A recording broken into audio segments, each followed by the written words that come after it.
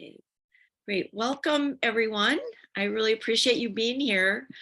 I'm Dolly Ledeen. I'm a STEM specialist for the Wisconsin After School Network. And some of you are more familiar with the network than others, but their reason for existence is to support and provide resources for after-school programs all around the state, and out-of-school time programs, including summer programs as well. And so the role that I have is working to help all after-school educators to feel confident and competent leading STEM for youth through things like professional development, like we're doing today, and we're hoping to offer these monthly. They'll be recorded and will be available on the WAN website and YouTube channel.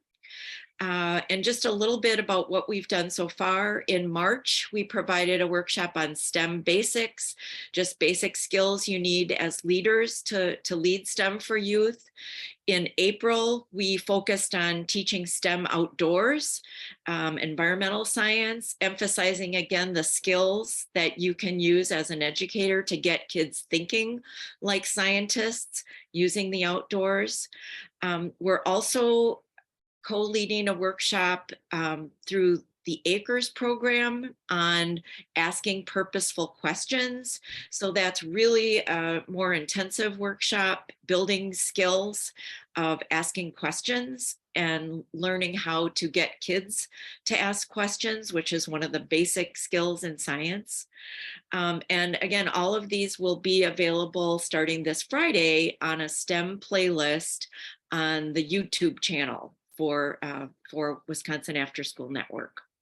So our workshop today, we thought would be a good follow-up to what we've done so far, because it provides some very specific tools for educators. And often giving those big ideas and the goals and what STEM looks like isn't enough when you've got 20 kids and you've got to figure out what to do tomorrow. And you need some really specific tools to get started and to help you build the skills to do that. So we really, after this workshop, want to know what you think about this resource and how we could help you access this one and others like this. I do want to mention that we're also working to help connect you with people and organizations that are both statewide and in your area that can help you and support you in this work in a more ongoing way, whether it's a STEM center, a library, a museum, a nature center. And in fact, we have people here today from the DNR and from Reflow in Milwaukee who have specific programs for out-of-school time educators that really might be a good fit for the materials we're going to learn more about today.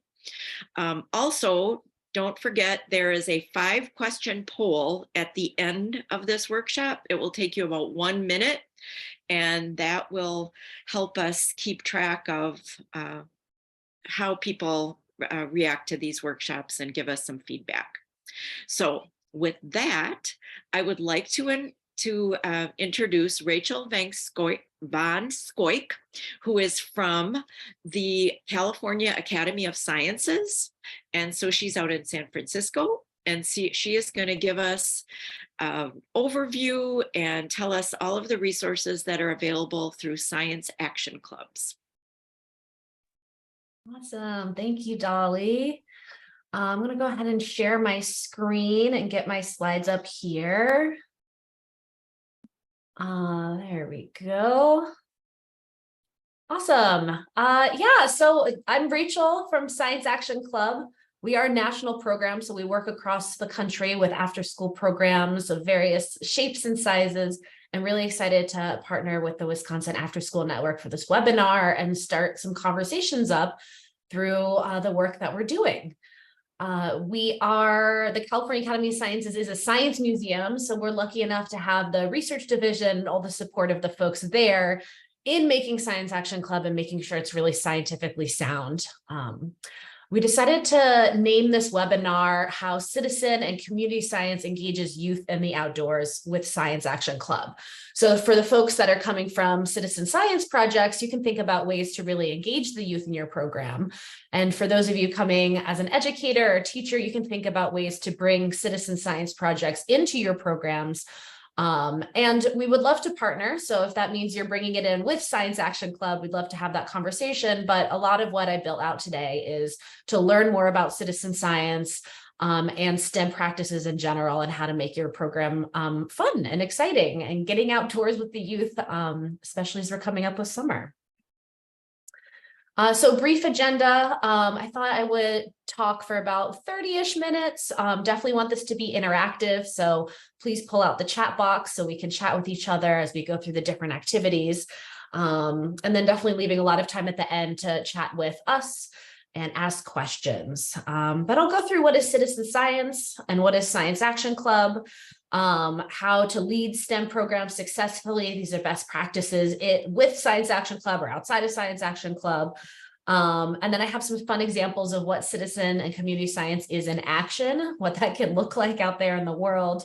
And then what that kind of means for youth. What happens after they collect the data? What happens with their own STEM identities when they are collecting this data in citizen science projects?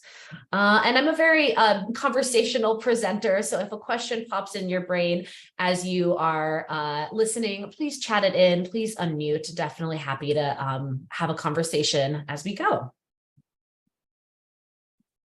Okay, I'm actually going to skip that video and just share a little bit more about what Science Action Club looks like as a program, and then we'll jump into each of those components.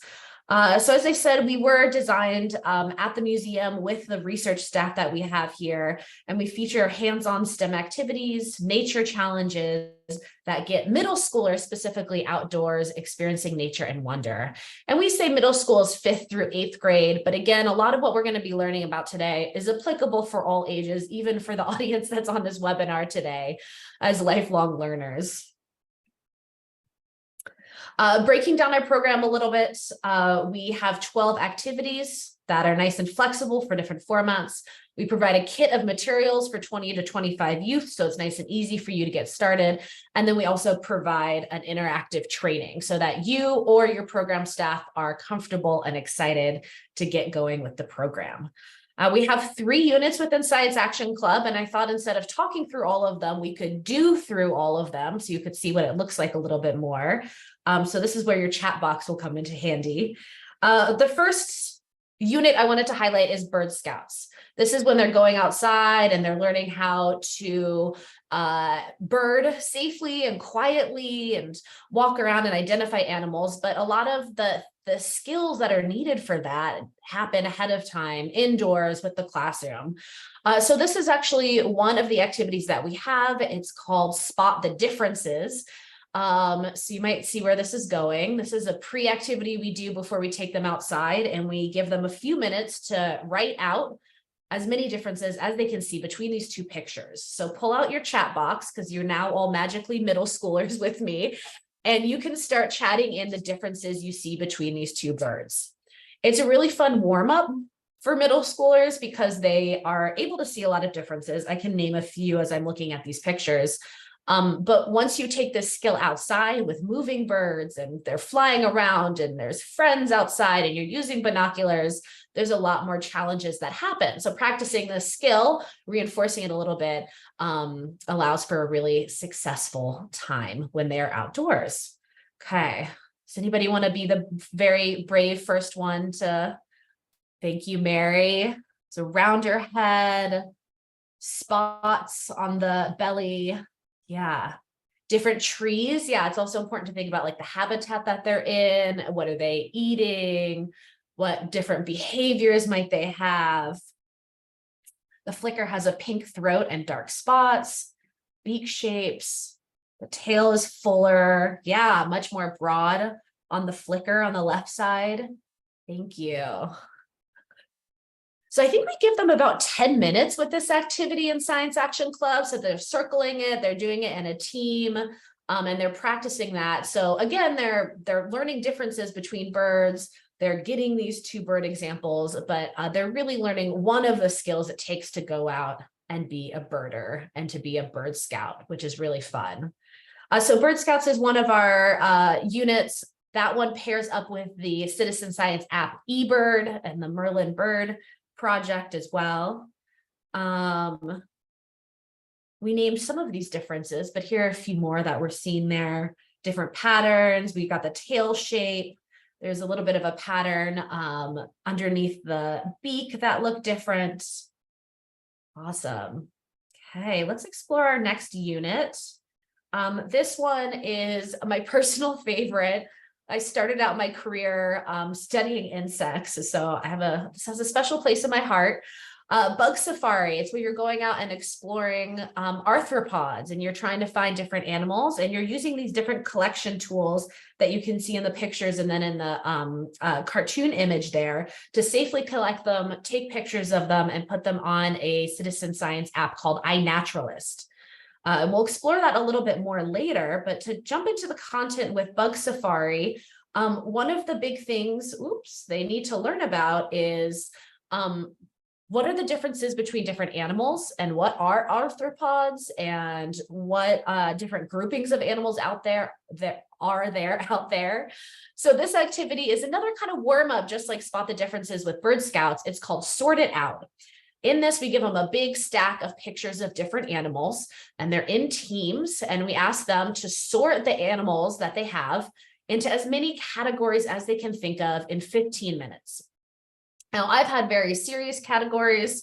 I've had very silly categories out there. So we're going to do a very mini version of this today. So as you scan this slide and you see all these different animals that we have here, what are some of the categories that you could put these animals into? Give you a second to kind of think about it and scan it. As we do that, you might be going scientific, if you're Dolly with a science background, different colors. Sometimes we've heard very silly ones, different categories around, will I eat this animal or not? Which some of these could be interesting to eat and some of them are not. Lisa's saying mammals versus non. That's a really great discussion to kind of lead them into, what is an arthropod? What makes a mammal? Number of legs. Mary's saying habitat, forest animals. We've had categories between aquatic and not aquatic. Different noises. Yeah. So again, when we're playing this game started out with the youth, they're getting a huge stack of this. So they have to go through each one, and they might come to a category where they don't know what to do with the ladybird, the ladybug there. They don't know how to categorize that. Is it a mammal? They get into discussion with each other, and sometimes they disagree. This is really reflective of what happens in science. It's not all going to be a consensus, and they need to discuss and they need to think about things. So this is a really good precursor activity. And again, it's one small skill that they're using when they're going out and exploring arthropods and they're trying to find them out there. So thank you again for being a middle schooler one more time and exploring the information that comes with this one. Again, this is our from our Bug Safari unit where they're going outside and collecting arthropods and they're putting it on iNaturalist. And our last unit is Cloud Quest, observing the sky and seeing patterns in weather and climate and collecting data that goes onto the Globe Observer app. And Globe is really cool because they have many different protocols within the app. We use the clouds protocol. So they're identifying clouds, cloud coverage, and all the information that goes into Globe for clouds. NASA is using it. So you're able to say, we're collecting data for NASA. That's validating and calibrating what they're seeing in the sky while we're down here on the ground. So for this one, I'm actually going to pull out some of the steps in the citizen science protocol so you can see what it looks like when you're taking the youth outdoors and how to engage with them. Now, since we're not all in the same place, we're going to do this virtually.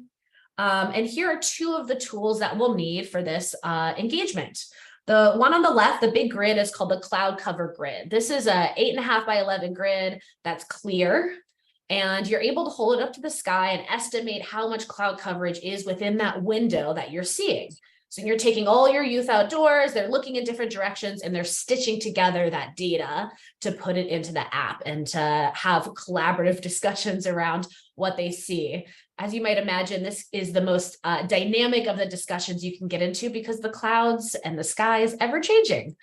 The tool on the right is our sky color strip. Sky color is a really important piece of data to understanding sky conditions. So you hold this up to the sky and you see what the darkest part of the sky is that matches the color on that strip. So these are the tools that come in the CloudQuest kit for Science Action Club. And today we're going to practice them virtually. So we will be observing this sky today. I always like to imagine this is some like tropical island that all of us are magically on and we're hanging out on the beach and we're just going to do a sky observation together. So the first tool we're going to bring out is that grid. So here's the grid holding it up to just one part of the sky. So we're going to estimate it for this window that we're seeing. Now each of those boxes is 5% of the sky. So you can estimate if one box is full times 5%. If that's a little bit hard math for you to do, and this is something that we practice with those middle schoolers as well, you can smush all those clouds into a few of the boxes and kind of estimate from there. So if you want to pull out your chat box again, after you have your estimation, is it 100% of the sky is covered, 50% of the sky is covered, 0% with those clouds? Let's hear what your estimations are here. And I will say this is definitely a very dynamic discussion that happens with the youth out there. 35, 20%, 15, 25-ish. Yeah. These are all kind of in similar ranges, and we bucket all of them into few clouds, scattered clouds, full coverage. So even if your percentages are a little bit different, you can actually be in agreement if they're all in the same category. And people often ask me, okay, so what's the answer? Like, how much of the sky is covered? And I don't know. This is your observation. This is your skill set that you have to practice in order to be able to put that information into the app. Now, the next data that we're going to collect is a smidge easier. Often consensus happens on this one a little bit better. So you hold up the sky color strip to the sky, and the trick here is looking at the darkest portion of the sky and matching that up with the color that you see on the strip. I'll read the colors out loud because they're a little bit small on this slide. I'll read them from the top to the bottom. So we have deep blue, blue, light blue, pale blue, and then milky. So what darkest color do y'all see in the sky? Let's see if we can get in agreement on this one, and we would conclude with one. Mary says deep blue. Does anybody want to? Okay, blue, deep, okay. Getting there, yeah. When we have our middle schoolers in Science Action Club go out and observe the sky, we have them go in teams. They're looking at different portions of the sky, north, south, east, west, and then they come together, and we really encourage those clubs to upload one observation. So they're putting all that data together. So as you can see, there's some conversation that goes around with that. But again, that's scientific practice, that's protocol, that's collaboration, that's understanding different data points and citing why you think your answer is correct or convincing people. And these are just a few of the steps in that protocol for the Globe Observer app. Rachel said, that's great SEL too. That's exactly right. Yes. We have often presented with other organizations that are experts in SEL, and we bring the science and the nature, and they bring the SEL, and they're so complementary. They really are. When you're doing collaborative science and the students feel safe to engage in that, they're also building their confidence, they're collaborating with their peers, all of those good SEL markers. Thank you, Rachel, for citing that. What we just did was the clouds protocol. All that information would go into the app, go up to NASA. So we basically all work for NASA now because we all got these data points going. But as you can see, in just a few short moments, we were able to do citizen science. and do community science. And a lot of times people feel really kind of scared and intimidated by science. So a lot of what we talk about is that the practice of citizen science projects is really accessible. You don't need a whole lot. You can do it at any time. And a lot of our work with Science Action Club is kind of breaking down those barriers to make sure folks are able to engage with it. So here are the different citizen science projects that we partner with that I just cited for those different programs. So again, Globe Observer, eBird, and iNaturalist are the ones that the youth are contributing to through these projects.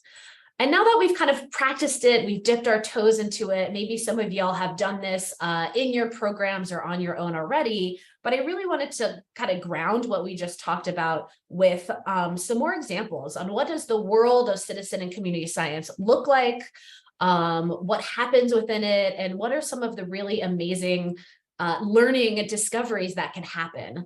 So citizen science, it's a global movement. There are folks doing it all over the world, and it's basically bringing together scientists and non-scientists to collect data, make observations, and answer questions that are happening with our own community or even global questions that we have.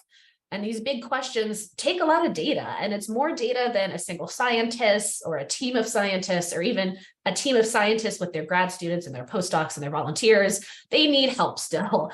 So a lot of the practices of this is getting folks collecting data. And if you're kind of a nature nerd like I am, this is something that I'm doing when I'm going on an evening walk. I'm just throwing data out there and I'm learning as I go. And I'm even making mistakes as I go too. One of the cool things about this is as you slow down, you learn about things, but you're also seeing really remarkable parts of nature. And I wanted to share a few examples of just really fun citizen science observations that have been shared with me over the years. The first one is from Miami, Florida, so a little bit far away.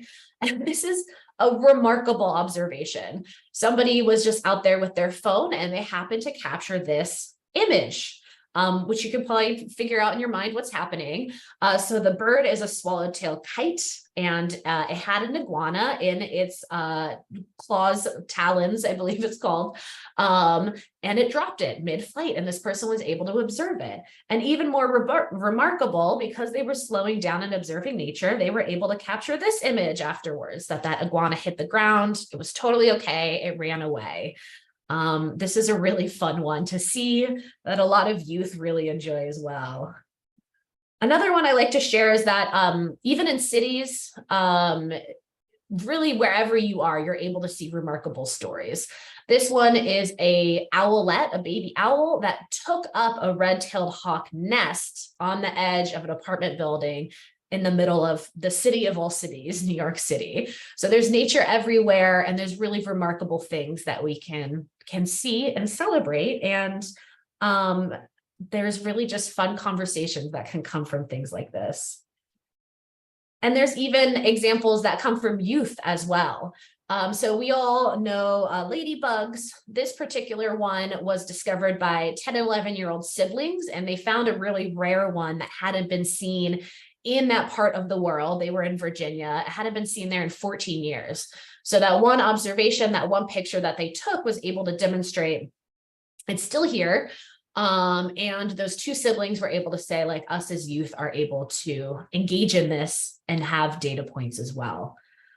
So oftentimes we bring these examples to the educators that we train for Science Action Club so they can bring it to the youth and say, like, your contributions are important. Even just the one time we're going to go out in the schoolyard today or go on a nature hike, we might find some really remarkable things about nature. Oh, and then this is from iNaturalist. So this is actually from my own iNaturalist account. Wanted to kind of give you an insider view. And I had a very funny observation the other day. I was visiting some family out in Tampa and I saw a caterpillar.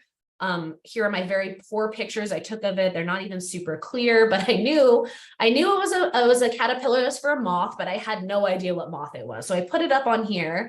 And what's remarkable about citizen science is there's folks all over who are really excited to contribute and help you learn. So as you can see, there were some comments, there was a little bit of disagreement and movement, and then finally we landed on the correct moth there.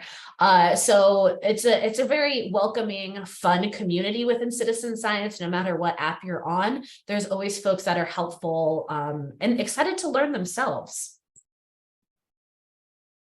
Oh, let me skip that one. Oop, if it's going to let me. So again, that's citizen and community science. This is kind of the excitement and the fun that we're trying to impart with youth that they can learn about in Science Action Club, but also so they can bring back to their families, their programs, their classrooms, wherever they might go. So just introducing them to these apps, starting it up with them is a really great tool to get them excited and going. Oftentimes what we get asked is like the so what of all of this. Okay, I saw something cool, like what does it matter after this? And especially if you're working with middle schoolers or even older audiences, they really want to know about real life. They want to know, where is this going?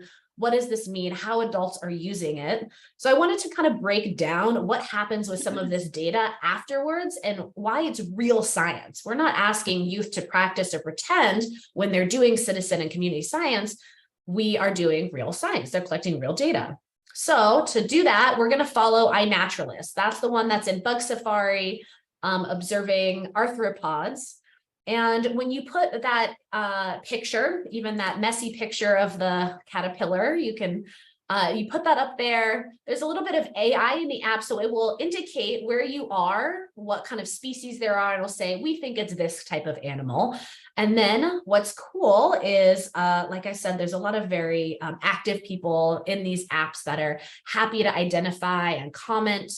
And once though that observation that you put up there, that picture, 2 other people have verified it and said, yes, it's this type of moth, or yes, it's this type of animal, it then becomes research grade. That's the official title.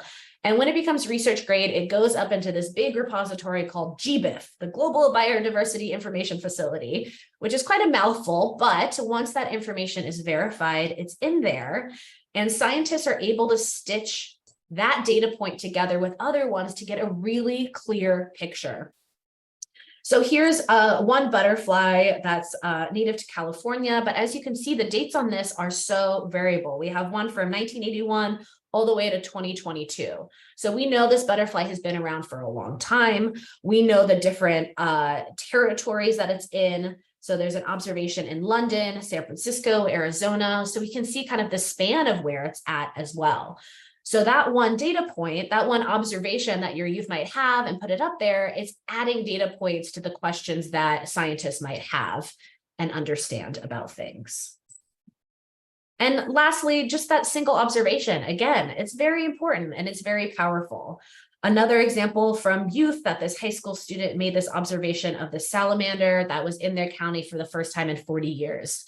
Had they not been in that place at that time, we wouldn't have known that. And that that high schooler has that data point forever, which is pretty exciting. Here's some other examples if you're a bird nerd out there, much like me. Here are some that have come from eBird as well. I really like the one on the far right about eagles and supporting their conservation efforts, learning where they've been and understanding that data has really enticed action as well. So it's not just helping scientists answer questions, it's also helping do policy and community decision-making and all that good stuff. So this is why I love citizen science, and this is why it's a really powerful tool for adults, for youth, that you can bring into your program and the various ways that what it looks like in action. So again, each of those 3 units that we have with Science Action Club has one of these activities and these apps in them. And all of the activities that you're doing are building up the skills to really be a competent, excited citizen science contributor and getting your youth excited about that as well. And because a lot of what we do with this is not just like the mechanism, it's not just the activities of what we're doing or the tools we have, but it's also modeling that curiosity and that excitement as well. So a big part of Science Action Club is professional development. We want to make sure youth are super excited and that the educators that they're working with also have that excitement and that competence as well.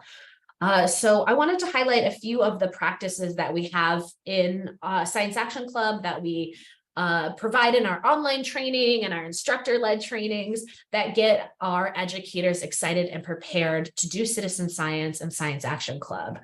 This is our teaching toolbox. It's STEM facilitation strategies that you can take away with you today. You can use in Science Action Club that get folks excited about leading these programs and building up skills in youth. So it's just as important for that educator to have a really good practice as it is for the youth to feel safe in their learning as well. So what we did in the previous activities is we built up their STEM identity, and we built up a positive STEM identity.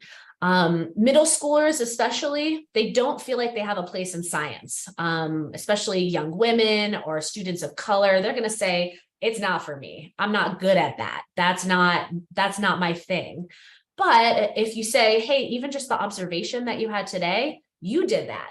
They're saying, oh, I'm now in the science space. It's okay, it's accessible, it's safe. So doing these practices with them are giving them a STEM identity, and they're giving them a positive STEM identity, even more importantly. So even if you're starting your program, just identifying them as scientists, like, hey, scientists, we're gonna go outside. Even just that kind of has them set up a little bit more straight and get a little bit more confidence. So these small things, these small strategies, as you're doing these STEM activities, really brings it to life. Another one I wanted to highlight is connecting to prior knowledge. A lot of what we do is making sure there's a really strong foundation, both for the educators and for our students, and that they can kind of connect the dots as well. That's another really important strategy too. So a lot of what we do in our trainings is we really start with the basics. So if you're learning about birds, this might be information that y'all know. Or if you're working with program staff in the summertime, you know, folks fresh out of high school or even college, or they don't have a science background, we have to give them information for them to feel confident and comfortable as well. This is actually just a screenshot from one of our online trainings where they have to walk through each of these and think about, what do birds eat? So I'm going to ask you to pull out that chat box again and identify one of these birds, or think about what one of these birds eats based on that beak shape. We got a lot of cool shapes here, and you might even know from your own information what some of them eat. But if you want to pull out your chat box and take a guess, peregrine falcon eats meat. Yes, that's the top left bird, that nice hook on there. That is great for getting through meat. Thank you, Jacob. Swallow eats insects. Toucan eats fruit.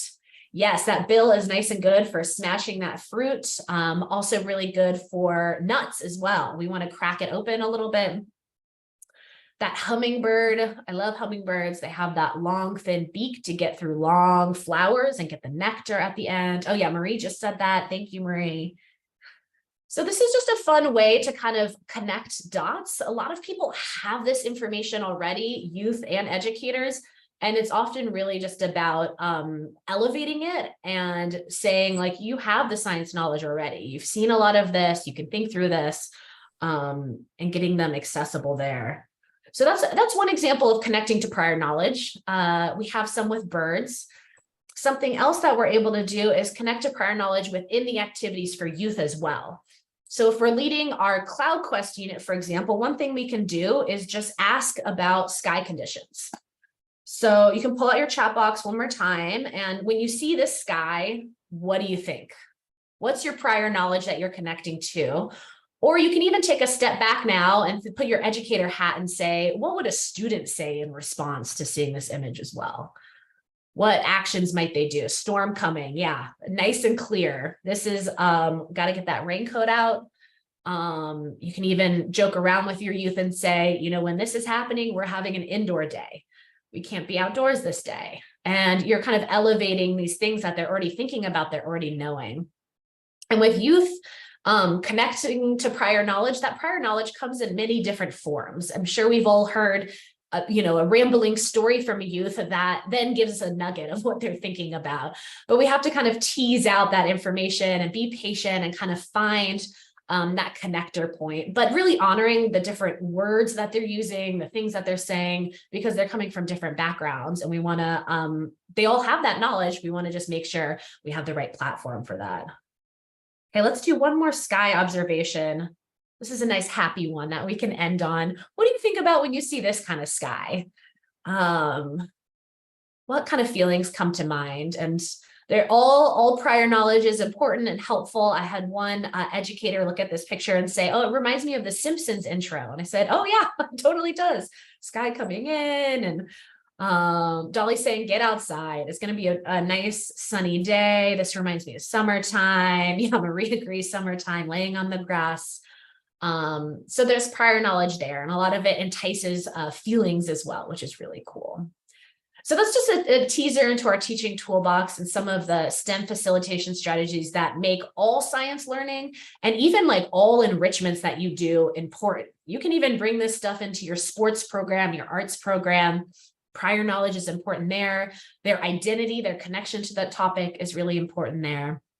So those are strategies that we train up in Science Action Club to really make sure that the citizen science programs are activated and exciting. And I wanted to just kind of end with a recap here on what Science Action Club is and our goals. Again, we feature hands-on activities. So a lot of what we did today was really engaging, but in Science Action Club, you get that kit of materials. So you're able to get outdoors with youth, you're able to build skills with them. And they're connecting to nature, they're connecting to science, and they're building that really important identity.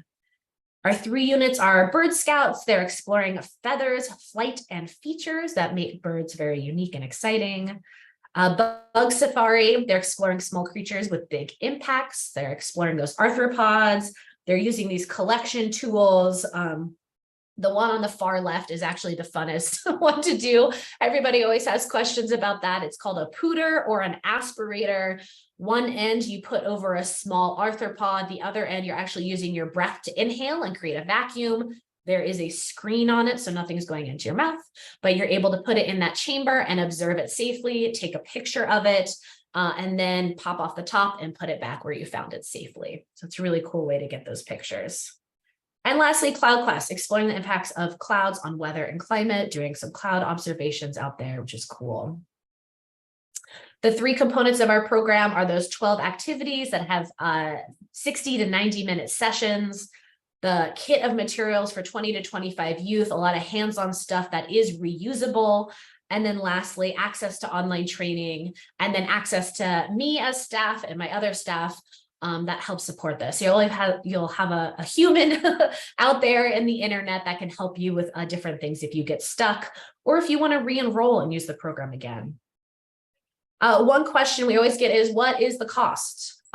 We have been working with after-school programs for 12 years now, and one of the things we've learned is that different programs have different sizes and budgets and capacities.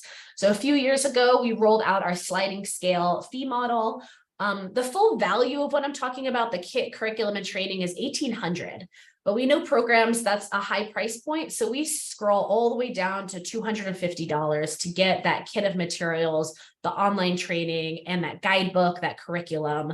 And the annual operating budget is a guidepost. We really have that as a starting point. We don't ask for paperwork or evidence of where you are on the sliding scale. We just take your word for it and let you know what your contribution is. And I also wanted to, before I stop and open it up for questions and discussion, we also wanted to offer a few different ideas of what this could look like. You might have your gears grinding, you might have a partner in mind, and I wanted to kind of offer some ways of what this looks like in action. So once you get the kits, once you get the curriculum, how do you actually implement? What does it look like on the ground? One thing that's really important is we hear from a lot of programs, I have all new staff. They're fresh. They need some training. You can use this as a training cohort. You can say all the new staff are going to get trained up in Science Action Club, and we're going to discuss it. We're going to implement it. Those teaching toolbox strategies are going to be your tools for the summertime or the fall. So that's one model that we've seen that's been really successful. If you have a bunch of sites that you're responsible for and you can't decide between the 3 units, you can get one of each, you can get a few of each, and you can rotate those around the different sites. A lot of those materials are reusable, and we also give you the links for any of the worksheets that the students are using. So it's easy to refill and move to the next site, and then you have a year-round program from the 3 units. If you're just one site, you can get just one kit. We also welcome that too. Excited to support small and large programs, and happy to have conversation with folks about that. So again, if you're working on a large number of sites, if you have a whole county you're responsible for, we can talk about getting bulk kit orders. And if the sliding scale budget is even too high for your program and you're like, we just don't have that this year, you can talk with Dolly from Wisconsin After School Network and myself, and we can figure out ways to make it work. Fee waivers, grant coverage, different money funds. We really want to get the resources out there. So there's opportunities for all of that. And lastly, I'm going to leave you with some ways to learn more. So you have the QR code that's going to go straight to our kits page that has sample activities, the sliding scale, ways to sign up. So you can learn a little bit more, but I also added our main program webpage and then my email address as well. So y'all can get information from us and learn a little bit more. But I think, Dolly, you wanted to have some parting words as well. Is that right?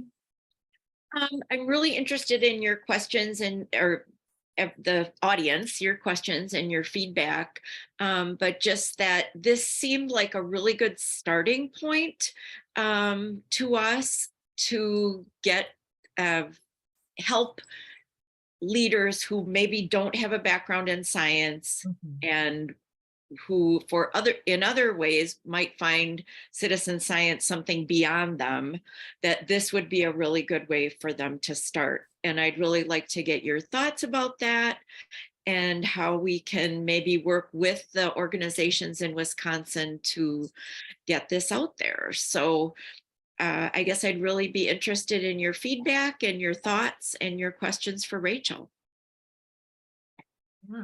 I'll stop sharing, but I'll send the slides to all the participants through Dolly so y'all can get those resources and those activities again. Yeah, would love to hear more questions. Yeah, so since we're a relatively small group, please feel free to just ask or speak up. If you don't want to, you can also put questions in the chat.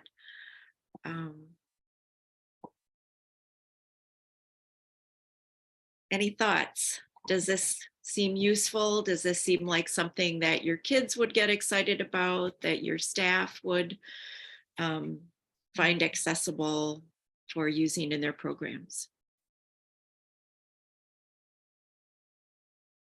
The one question I have, I've done a lot of after school programming and I had about 20 kids, but how are you managing the 30, 35 kids in the group with your kits? Do you have add-ons that you can purchase or would you just do a double kit? Yeah, so we have what we call a refill kit that has all the consumable materials in there. So we often recommend if you have a larger group and a few staff leading that group, you can get the full kit and the refill kit to merge it together. We've also had programs split it up into kind of clubs. So, you know, some groups want to do birds and some students want to do bugs. So you can split that bigger group into 15 group size as well. Yeah. Thank you, Lisa. Well, I think I have a question for all of you. Has anybody participated in citizen science? Have you heard of any of these apps I was mentioning?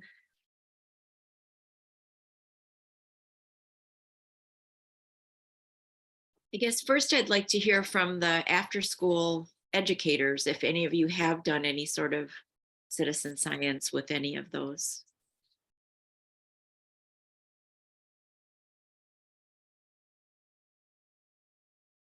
Let's see. Marie saying iNaturalist, Seek, and Merlin. Yeah. So maybe Marie and Lisa, it would be interesting for the other participants to hear from you about the work that you do, because I think it fits in so well with what Rachel has talked about. But other staff, please feel free to interject with questions and thoughts. So Marie, do you want to talk about your program? Sure, I can give like a 30-second sort of rundown. So basically, we're part of the Department of Natural Resources, and we distribute trail cameras to volunteers all over the state who have access to public or private land. And then sort of my role as education coordinator is to provide and create materials that either people who host cameras can use to educate either in the classroom setting or an after school setting, or just within the home or even homeschool. So that's why I'm saying I'm sort of inspired by especially the birding sort of activity that you shared. Yeah. Yeah. Marie? So do you feel this kind of thing would complement and maybe help get some educators into things like Snapshot Wisconsin? Yeah, this webinar format could be interesting. Yeah, I'd love to talk more about that. Yeah. And Marie, a lot of the like volunteers that are part of your program, we've often seen they're really good speakers in after school programs, or those locations are good for field trips if there's funds for that, or even if they're able to walk there. So it's often cool for the youth to see, they do Science Action Club, they practice these things, and then they see somebody doing it, quote unquote, in the real world. And the practices that are happening there. So oftentimes there's really cool complements to that. We have here in the Bay Area, we're trying to start up with the Golden Gate Audubon Society and have their birders and their volunteers come out to our after school programs and kind of elevate their birding experience and point out some cool strategies for them to do. So we've seen some cool complements with that. Yeah, very cool. Lisa, do you want to talk about the outdoor discovery carts? Sure. So I work for a nonprofit called Reflow. We're in Milwaukee, and we do a lot of water-focused projects throughout the city. We have 5 different program areas, one of which is green and healthy schools. And so in my role, I help schools that go through schoolyard redevelopment projects. So we remove asphalt, we put in green infrastructure, lots of new native habitat, as well as outdoor classrooms, improved recreation, all the good things that we know are good for kids. But in doing that, we create these really beautiful green spaces in an urban environment.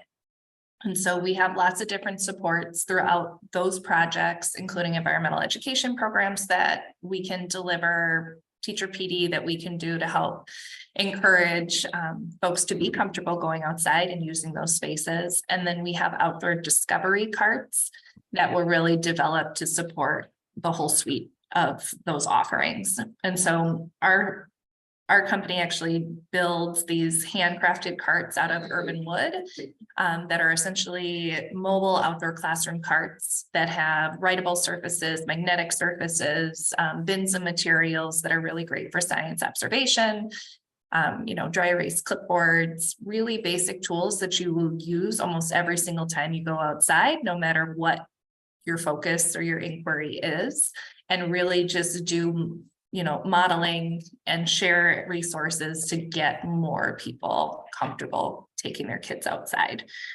So I see lots of great connections with the different apps that you were sharing, especially on the schoolyards, as we do a lot of pre and post screening observations on different social emotional connections, physical activity use, and things like that at the schoolyards. But I think adding in the element of like what animals you actually see pre and post screening would be really cool. And the kids could be very engaged in collecting that and then having their own story to share from what they've actually observed one year to the next, I think would be great. And then we also support programming at a location called Green Tech Station in Milwaukee, which is a remediated brownfield site that has every type of green infrastructure on site. And there's all sorts of animals and birds, and kids are so excited when they're there because they see snakes and they see bunnies and they see deer and they see all these different insects. And if they had the tools to categorize that and collect that, we could really create this beautiful story of change and transformation in all of these different places around Milwaukee. I love doing the pre and post with animals as well and thinking about what's there. We've had some garden programs use the bug safari kit to be like, this is what a healthy garden looks like after we built it. Now that we're seeing all these arthropods here and these insects are good. And we often joke we're turning the students' ews into ooze because a lot of times they'll see a snake or this and we want them to be excited. So making that transition is helpful. So cool work, Lisa. Thank you. Thank you. Oh, Dolly, I think you are muted. And you serve the state, Lisa. You have some programs that are limited to Milwaukee, but I think you've had the outdoor discovery carts around the state, correct? Yeah, so we're mostly focused southeastern Wisconsin, like especially the schoolyard redevelopment projects and environmental ed programming, but anyone, anywhere could get an outdoor discovery cart. We've actually sent to a few out-of-state nature centers and botanical gardens and things like that too. I'll drop it in the chat in case anybody wants to check it out, no pressure. Yes. Please drop yours in the chat, and please drop the Snapshot Wisconsin in the chat too, Marie, because there are schools that do that, and after school programs that have their own camera and really participate in that program. So let's see, I'd like to hear from any of the after school folks about anything you might already be doing, or things that maybe resonated that might be interesting for you to try with this. I did put my contact information in the chat. I said, please email me with questions and ideas about accessing Science Action Clubs. And I put my email there. So please do contact me if you're thinking, gee, I want to do this. Can we come up with some funding, or any other questions about it? But I'd really like to hear any feedback or questions.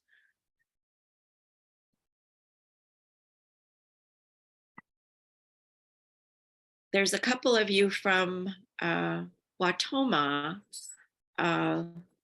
Let's see. Oh, Mary, are you a site director or staff, or sorry? You're the only other person I can see.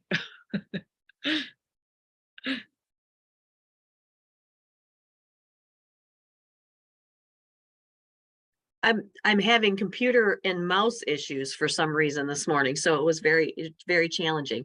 I am the program coordinator for the youth program at Merrill Community Center, which is a program of community action in Rock and Walworth County in Wisconsin. I have a group right now of 17 children who I see after school, and then I have a summer camp that will be coming up in during summer school. So we'll be taking those children after summer school and doing a follow-up camp. And we have lots of things going on this summer. And one of my biggest things is birding, gardening, going out into nature. We will be looking, we will be going to the to Leeson Park this summer so that we can get some macrobiology going on and all of that sort of thing, and teaching our kids with the icks and the oohs and all that sort of thing. But I'm new in this position, so it's, I'm navigating what supplies I can get, what supplies are available to me, what funding is available to me as well. But yeah, getting those kids outside and getting their hands on is the most important. And this seems like, especially me being a non-bug person, I am the ooh, and I try to un-ooh all of that.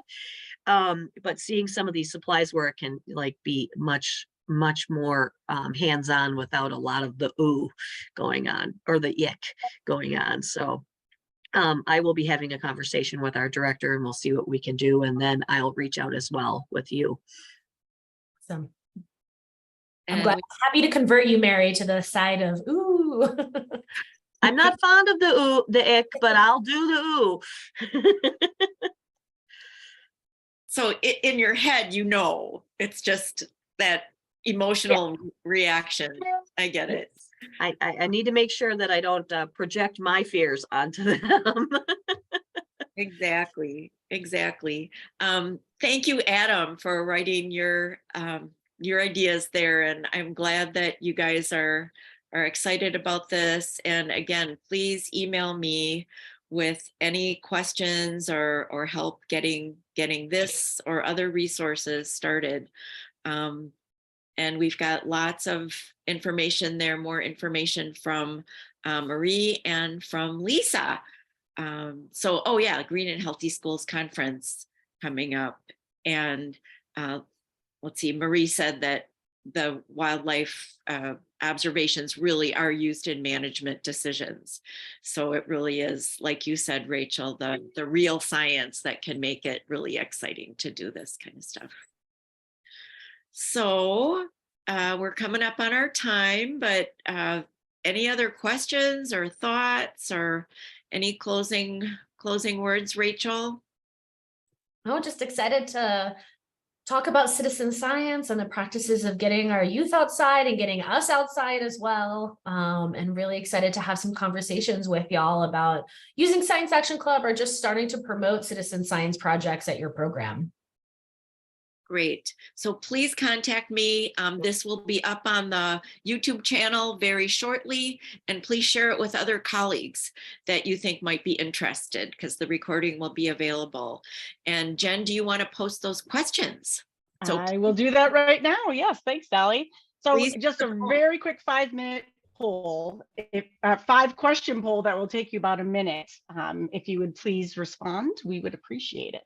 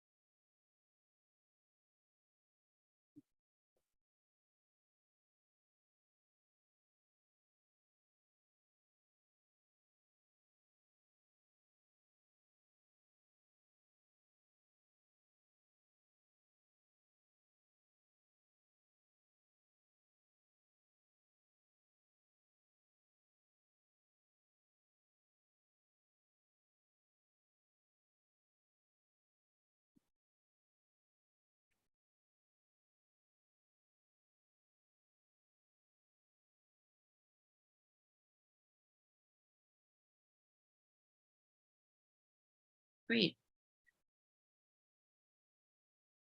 Well, thanks for coming, everybody, on this beautiful day, and please enjoy the rest of the day.